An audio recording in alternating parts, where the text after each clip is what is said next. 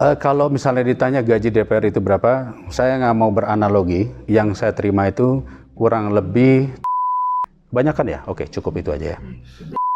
Mal-mal dibuka, bioskop dibuka, konser dibuka, stadion sepak bola dibuka.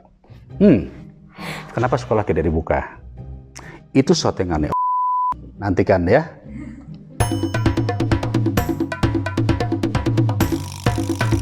Halo, saya Dede Yusuf. Selamat datang di acara Apa Pikiran Kamu, yang menjawab apa yang menjadi pikiran-pikiran rakyat. Oke, apakah Bapak sudah siap menjawab pertanyaan dari rakyat? Oke, insyaallah.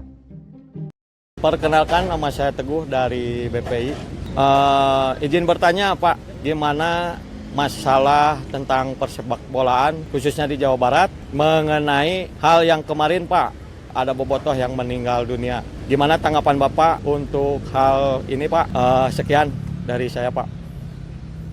Oke, terima kasih, pertanyaannya bagus sekali dan menurut saya harus kita jelaskan. Di dalam Undang-Undang Sistem Keolahragaan Nasional yang sebelumnya itu tidak pernah berbicara tentang supporter.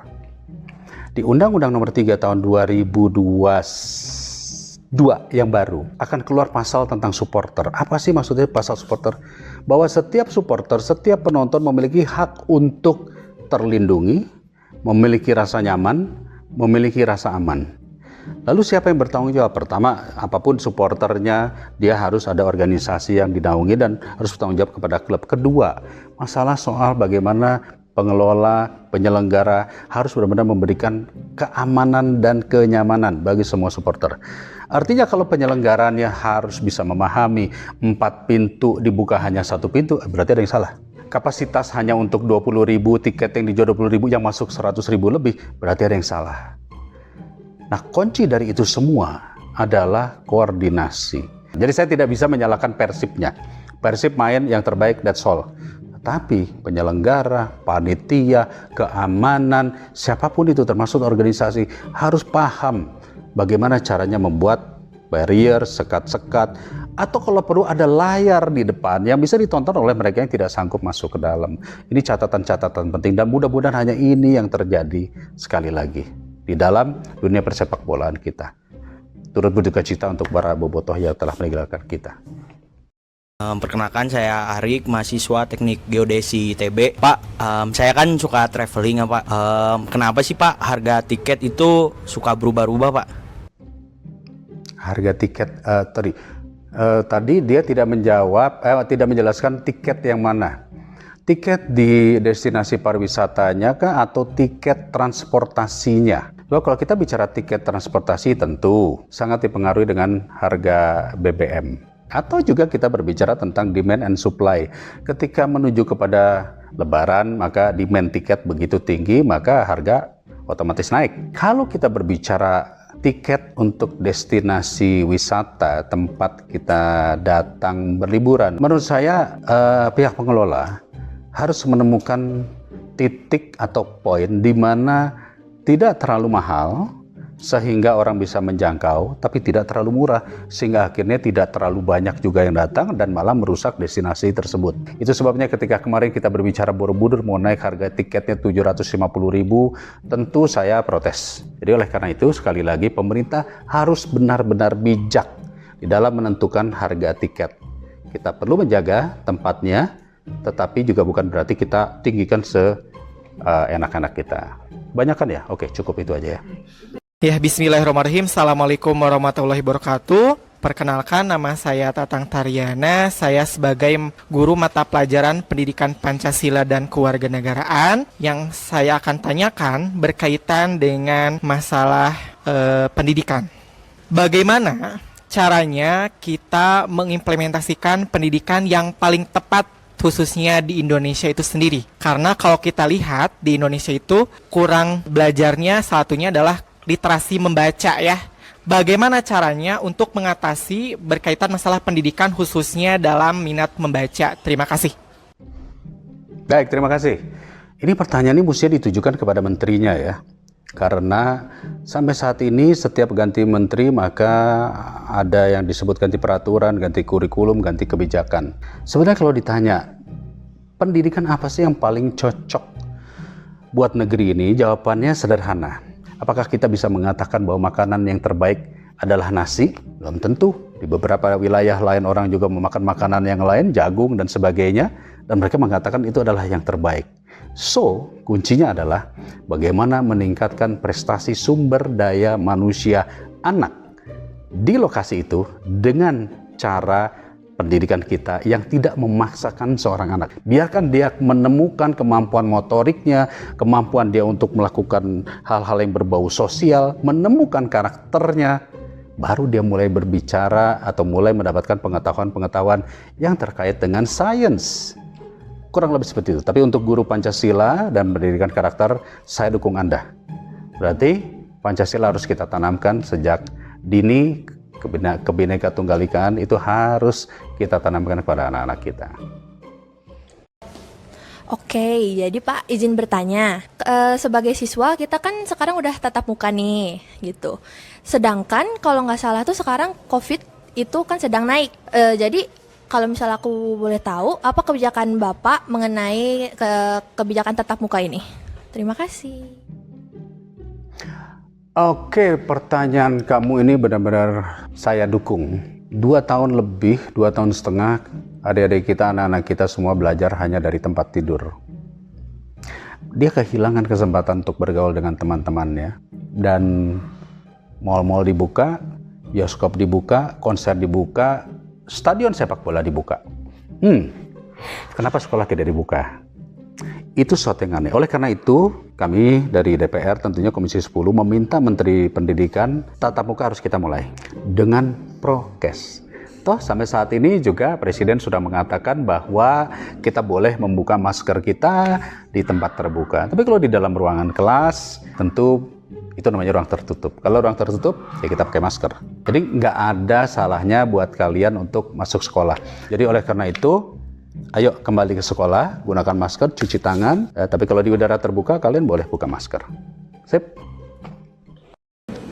Perkenalkan, nama saya Muhammad Irfan Triawan. Saya di sini selaku guru SMA BPI 1 Bandung, sekolah swasta yang ada di Kota Bandung. Saya ingin menanyakan terkait jumlah kuota di sekolah negeri kan semakin bertambah, Pak ya. Lalu jumlah kelas semakin bertambah. Nah, mungkin di sini saya ingin menanyakan peran dari Komisi 10 atau Pak Dede Yusuf, bagaimana cara menghidupkan kembali sekolah swasta yang sekolah negerinya semakin banyak. Nah, bagaimana tanggapan Bapak atau mungkin ada program yang ingin Bapak buat untuk sekolah swasta? Terima kasih. Assalamualaikum warahmatullahi wabarakatuh. Sekolah negeri merupakan tanggung jawab negara. Tapi Undang-Undang Dasar mengatakan bahwa pendidikan merupakan tanggung jawab negara bersama-sama dengan masyarakat. Nah, bersama-sama dengan masyarakat ini adalah yang swasta. Intinya, negara hanya menjalankan tugasnya menyelenggarakan pendidikan. Makanya ada namanya wajib belajar ya 9 tahun. SD dan SMP ini tugas negara. Nanti ketika dia sudah masuk SMA, SMK, kuliah dan sebagainya, private sector atau swasta itulah yang kemudian harus ikut partisipasi. Karena anggaran negara tidak cukup untuk membiayai semua sampai lulus kuliah. Nah, kalau kita berbicara itu pun nanti kita berbicara PPDB. Dengan adanya PPDB saat ini yang sepertinya semua berlomba-lomba masuk ke negeri karena seolah-olah dibiayai, sebetulnya tidak harus juga, karena swasta pun sama baiknya. Nah, oleh karena itu, jika ditanya program kami apa, program kami adalah membantu swasta dengan bantuan-bantuan. Tentu bantuannya besarannya disesuaikan dengan kemampuan keuangan negara. Lalu bagaimana dengan pemerintah daerah? Bolehkah membantu swasta? Boleh. Saya mendengar suara guru-guru seperti Anda, saya mendengar suara sekolah swasta yang tidak mendapatkan kesempatan, tidak mendapatkan murid istilahnya. Saya mendengar dan kita coba cari way out dan solusinya. Oke? Mari kita sama-sama berjuang. Halo, perkenalkan nama aku Naila Malika dari SMA Negeri 3 Bandung. Pak Dede Yusuf, aku mau nanya dong, kalau ekonomi kreatif masyarakat itu apa? Udah sih itu aja, makasih. Pertanyaan kamu ini simple, tapi saya susah jawabnya. Yang disebut sebagai ekonomi kreatif artinya menjadikan kreativitas sesuatu yang bisa berdampak kepada ekonomi. Apa sih kira-kira yang disebut sebagai kreativitas? Kita belajar dari beberapa negara, let's say Korea, yang mungkin kamu paling doyan nonton K-pop. Kenapa K-pop bisa masuk ke dalam tataran penonton-penonton dunia? Jawabannya sederhana, karena mereka berkolaborasi antara kreatif di film dengan kreatif lainnya, musiknya, gerakannya. Contoh buat kalian yang pada hobi BTS Army, tentu kalian tahu gerakan-gerakannya, lagu-lagunya, dan itu dimasukkan ke dalam film. Akhirnya begitu selesai nonton K-pop atau drama Korea, kamu langsung pergi cari ayam goreng Korea. Tanpa disadari, kamu sudah terkena yang disebut sebagai ekonomi kreatif. Jadi ekonomi kreatif membuat kreativitas dengan kolaborasi menjadi berdampak ekonomi. Got it? Pak, apakah benar DPR itu mewakilkan suara rakyat? Ya, saya harus menjawab benar. Karena kalau enggak, saya tahu jawaban dari mana. Kalau bukan langsung saya dengar dari para guru, dari anak-anak sekolah, dari mahasiswa, apa saya hanya dengar menterinya ngomong begini begitu terus kemudian saya oke-oke aja? Enggak. Kalau saya berhadapan dengan menteri, saya berhadapan dengan pejabat-pejabat negara, maka yang harus saya dengar adalah suara masyarakat, jeritan masyarakat. Lalu saya harus mewakili siapa? Kalau bukan saya dengar suara kamu, baik itu di media sosial, di Instagram, di Facebook, di TikTok, semua saya dengarkan atau ketemu langsung. Oke? Assalamualaikum warahmatullahi wabarakatuh dan selamat sore pada yang terhormat Bapak Dede Yusuf sebagai Wakil Ketua Komisi 10 DPR RI. Perkenalkan, saya Lukman Arif Rahman dari SMA BPI 1 Bandung. Di sini saya mengapresiasi sekali kurikulum Merdeka dan juga pelaksanaan program sekolah penggerak. Kurikulum Merdeka ini diimplementasikan di banyak sekolah. Sangat merdeka sekali bagi siswa, guru untuk dapat melakukan pembelajaran dan membangun kualitas pendidikan dan pembelajaran di sekolahnya masing-masing. Namun pertanyaan yang saya ingin ajukan, dengan judul Merdeka, mengapa dalam penggunaan dana bantuan operasional sekolah atau BOS ini juga masih didikte dari pusat dan belum bisa mewakili kebutuhan-kebutuhan di sekolah-sekolah masing-masing. Bahkan Bapak bisa cek sendiri nanti untuk dana program sekolah penggerak pun ini masih didikte harus seperti apa digunakannya. Padahal kebutuhan tiap sekolah-sekolah itu pasti akan berbeda. Semoga judul kata Merdeka ini dapat memerdekakan pendidikan yang memang sesuai dengan daerahnya masing-masing. Terima kasih. Wah, ini pertanyaan kamu kayak pertanyaannya anggota DPR kepada Menteri Pendidikan pada saat itu.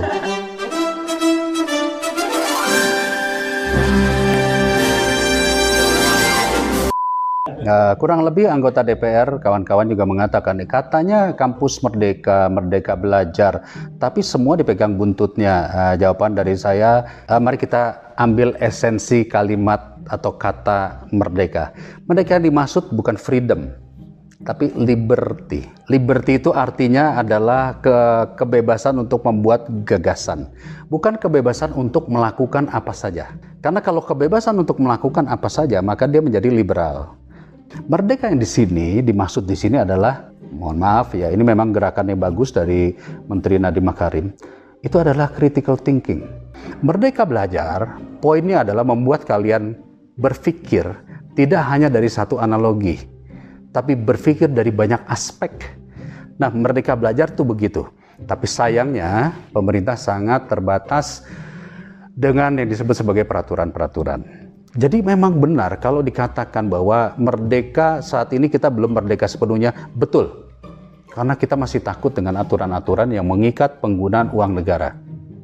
Tetapi konsep liberty, liberty of mind, itu sudah mulai diajarkan sekarang ini melalui konsep sekolah merdeka, yaitu adalah critical thinking, berpikir kritis. Dan itu harus diajarkan bukan di kampus, tapi sejak di SMP dan SMA.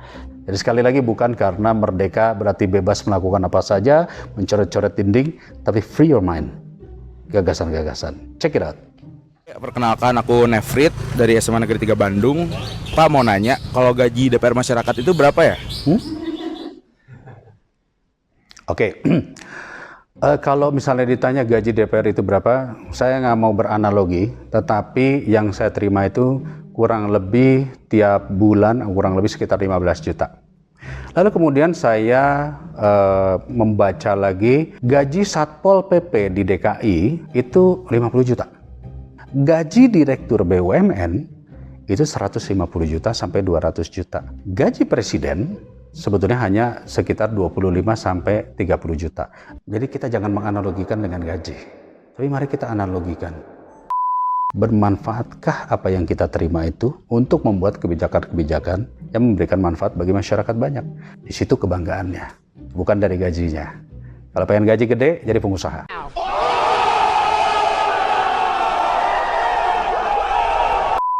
Halo, selamat sore Pak Dede Yusuf. Perkenalkan saya Diandre, alumni SMA 3 Bandung. Saya ingin bertanya Pak, untuk Bapak apakah kepikiran untuk jadi gubernur lagi nggak Pak? Makasih Pak. Ya, kalau kepikiran berarti ada ambisi, ada keinginan. Menjadi gubernur, menjadi bupati, menjadi presiden, menjadi menteri. Kalau menurut saya, itu hanyalah proses. Kalau saya mengatakan saya ada kepikiran, oh boleh, orang punya kepikiran apa aja boleh. Pertanyaan kedua adalah mampu nggak? Pertanyaan ketiga adalah layakkah? Pertanyaan keempat adalah kamu sudah nikmati belum tugas kamu yang saat ini? Kalau kamu belum nikmati, jangan harap kamu bisa punya tanggung jawab untuk menjadi A, B, C, D. Jadi let life be joyful, enjoy your life saat ini. Tugas saya saat ini apa? Itulah yang saya nikmati.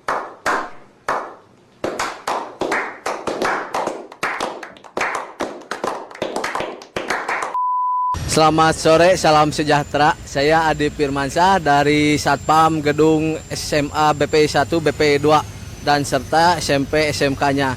Saya mau bertanya Pak, apakah Bapak masih berkenan terjun di dunia peraktingan? Terima kasih. Assalamualaikum warahmatullahi wabarakatuh.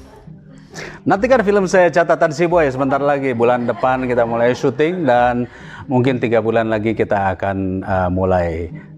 Saya belum dikontrak, tapi saya udah di calling.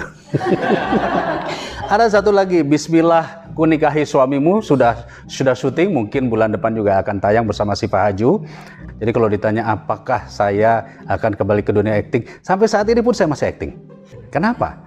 Karena puluhan tahun saya berada di dunia itu dan itu bagian dari saya. Saya nggak mungkin meninggalkan dunia film, tapi saya hanya membatasi waktunya. Nantikan ya.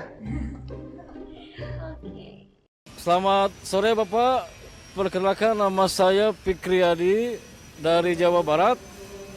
Saya pengagum Bapak dari pemeran salah satu film Catatan Si Boy. Saya suka dengan akting Bapak ya. Tiba-tiba saya kagum dengan semua yang ada sama Bapak, dari aktor menjadi pejabat ya. Saya kagum. Kira-kira mungkin itu bisa menjadi suatu pelajaran, pengalaman nanti mungkin buat anak saya Pak gitu. Saya salah satu pengagum Bapak gitu. Pertanyaannya Pak? Pertanyaan apa nih? Pertanyaannya mungkin saya mau tanya sama Bapak, kira-kira tip dan trik apa gitu Pak yang bisa Bapak bisa mencapai sukses gitu Pak?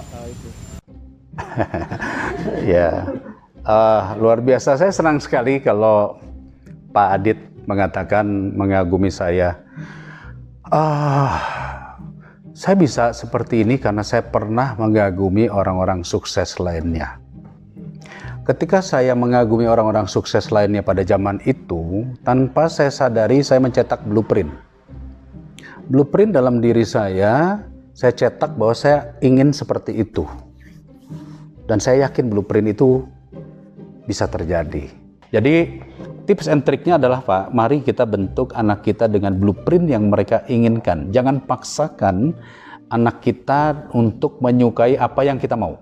Karena apa yang kita mau belum tentu cocok dengan anak-anak zaman sekarang. Biarkan saja, cukup pantau, awasi dan bimbing. Ketika dia jatuh, angkat kembali. Saya, sekali lagi, bisa seperti ini karena saya pernah mengidolakan orang-orang hebat dan orang-orang sukses. Jadi otomatis saya, di belakang kepala saya adalah, saya bisa seperti itu.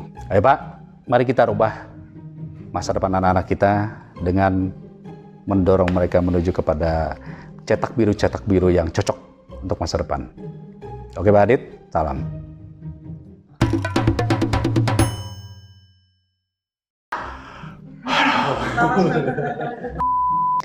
Kita telat berbicara kampus Merdeka. Saya boleh bilang no comment nggak? Saya hanya bisa mengatakan bahwa I am proud. Jadi latah zaman sekarang, TBL.